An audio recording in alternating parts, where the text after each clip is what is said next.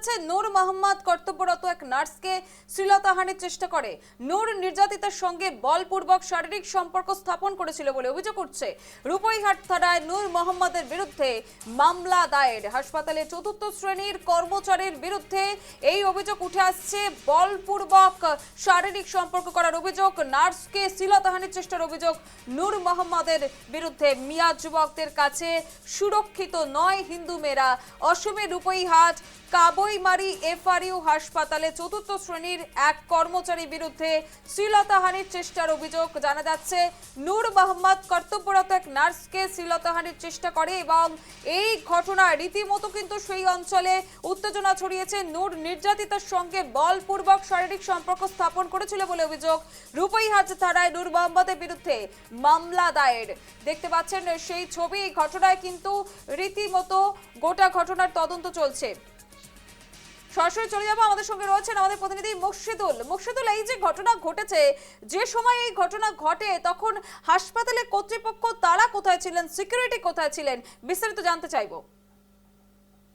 হ্যাঁ দেখো, যে বলতে পারি যে নগাঁও জেলার যে সামাগুড়ি ছিল, সেই সামাগুড়ি থেকে দেখা যাচ্ছিল যে কাউইমারি এফআরইউ যে হাসপাতাল ছিল, আর সেই হাসপাতালে ৭৪ শ্রেণীর যে কর্মচারী ছিল নূর মোহাম্মদ, ও এক নার্সকে দেখা যাচ্ছিল মানে অশ্লীলতার চেষ্টা করেছিল। যদিও সেই সময় মতো দেখা যাচ্ছিল হাসপাতালে রাত্রে প্রায় ৮টা থেকে ৯টার ভিতরে এই কাণ্ডটি ঘটেছিল। আর সেই সময় মতো দেখা যাচ্ছে হাসপাতাল চিকরি ঘাটের বাইরে ছিল। যদিও সেই সময় মতো ওই নার্স তার নিজের রুমে রুমে গিয়েছিল। আর সেই রুমে যাওয়ার সঙ্গে সেই চতুর্থ শ্রেণীর যে নূর মোহাম্মদ ছিল, আর সেই নূর মোহাম্মদ ওই রুমে গিয়ে মেয়েকে এভাবে অশ্লীলতার চেষ্টা করেছিল যে সময় মতো। বা আর সেই মেয়েটা ওই হাসপাতালে যখন তার হাতে কিংবা অস্ত্র ছিল, হয় সেই অস্ত্র দিয়ে তাকে আঘাত করে সে এইখান থেকে বেঁচে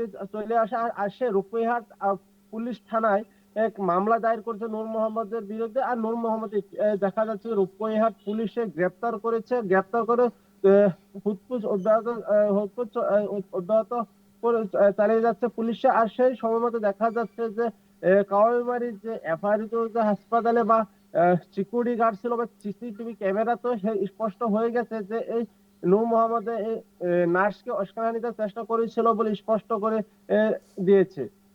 এখন মুর্শিদুল, আরো একটা বিষয়, এই মুহূর্তে দাঁড়িয়ে যার সাথে এই ঘটনা ঘটেছে তার পরিবারে কি কোনো প্রতিক্রিয়া পেয়েছো?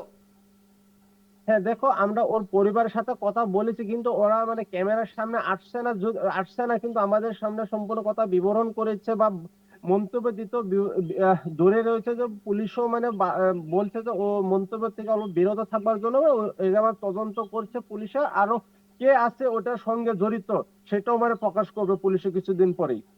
এবং যে যুবকের বিরুদ্ধে অভিযোগ উঠছে তার কোনো প্রতিক্রিয়া? না, ও তার প্রতিক্রিয়া, ওকে রূপইহাট পুলিশে ইতিমধ্যে গ্রেপ্তার করেছে। আর সে গ্রেপ্তারে থাকার জন্য ও নিজে স্বীকার করেছে যে মেয়ের সাথে উস্কানির চেষ্টা করেছিল, কিন্তু ক্যামেরার সামনে কোনো বক্তব্য দেয়নি। এখনই মুর্শিদুল, অনেক ধন্যবাদ। এতক্ষণ সরাসরি আমাদের সঙ্গে ছিলেন আমাদের প্রতিনিধি মুর্শিদুল। এবং যে ছবিটা উঠে আসছে রূপইহাট আবক্ষী স্টেশন, অর্থাৎ যে ছবিটা দেখতে পাচ্ছেন রূপইহাটের কাবইমারি এফআরইউ হাসপাতাল, সেখানে ছবি। চতুর্থ শ্রেণী কর্মচারীর বিরুদ্ধে শ্লীলতাহানির চেষ্টার অভিযোগ।